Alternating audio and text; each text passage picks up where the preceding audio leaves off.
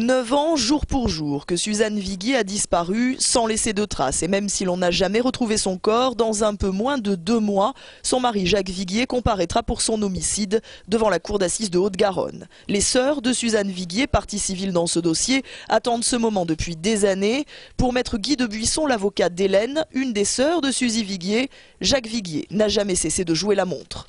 Personne n'est dupe. Il s'agit là d'un comportement totalement inverse à celui adopté par des prévenus réellement innocents et qui bien sûr n'ont qu'une hâte, c'est d'être jugés très vite pour que cette innocence soit prouvée.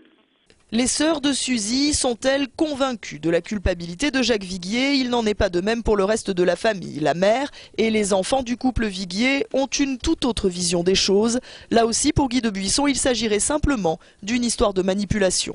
Ce revirement est dû à des faits très précis qui sont aussi inqualifiables pour moi que le fait que la fille de Viguier ait été amenée d'une manière totalement artificielle, bien sûr, il y a quelques mois, au moment du procès en décembre, puisque le procès avait été fixé en décembre, de venir dire dans un journal, dans un quotidien régional que son père était innocent.